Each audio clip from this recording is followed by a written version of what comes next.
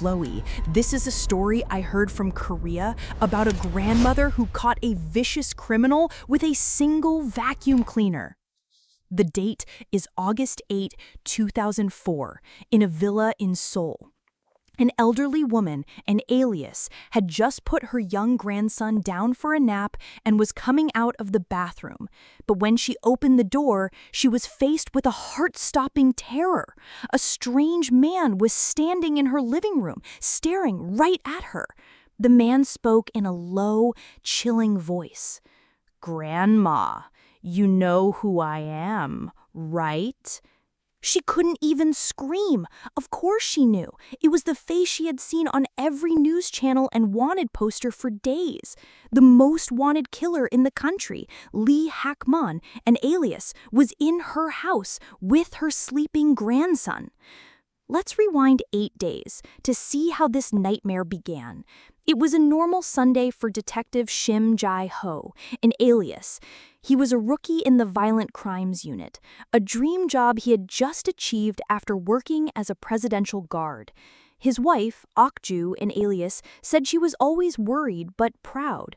That evening, when she called him because he was running late, he sounded rushed. "Hey, honey, I'm busy right now. I'll call you back. Gotta go." That was the last time she ever heard her husband's voice. That afternoon, a tip came in to Detective Shim's precinct. A woman who had been assaulted by her boyfriend, Lee Hak-mon, said he had agreed to meet him at a coffee shop that night. It was a golden opportunity to arrest him, but the main violent crimes team was already on another stakeout. That's when Detective Shim volunteered.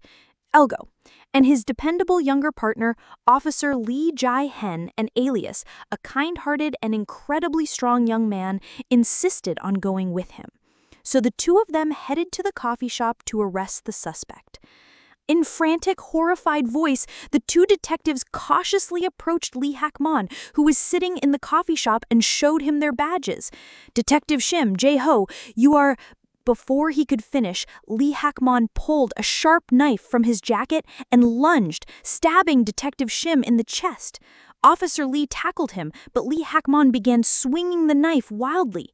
In an instant, the coffee shop turned into a scene of chaos.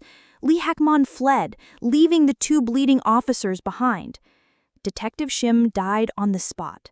Officer Lee died in the ambulance on the way to the hospital.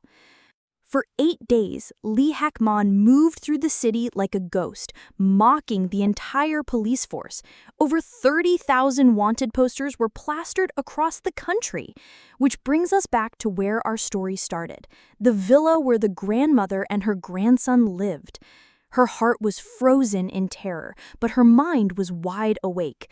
She thought, "If I scream, he'll hurt my grandson first. I have to stay calm." She looked at the killer and, playing dumb, calmly lied that she never watched the news because of the baby and had no idea who he was. Fooled by her act, Lee Hak-mon let his guard down and began to ramble on, making excuses for why he had to kill the cops. It was then that the grandmother had a stroke of genius. "The house is so messy. Do you mind if I just run the vacuum cleaner for a bit?"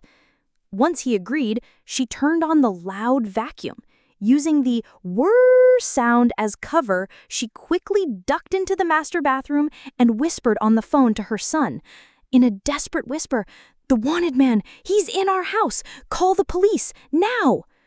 After the call, she locked herself and her grandson in the bathroom to wait. In a dramatic voice, a short while later, police SWAT teams surrounded the villa. Realizing it was all over, Lee Hak-mon stabbed himself in the stomach in a final act of defiance, but he was captured alive. The grandmother's courage and quick thinking ended the manhunt and captured a ruthless killer. But, Chloe, there's one last heartbreaking part to this story. After they arrested Lee Hak-mon, his fellow detectives were examining his body when they found a clear bite mark on his right shoulder. It was the mark of Officer Lee Jae-hen's last act of defiance. In his last moments, even as he was being stabbed, he had used his last ounce of strength to bite down on his killer's shoulder, trying to stop him from getting away. His colleagues reportedly broke down and cried like children when they saw it. 2 young officers were gone, but their courage was still passed on to a brave grandmother who finally brought a terrible demon to justice.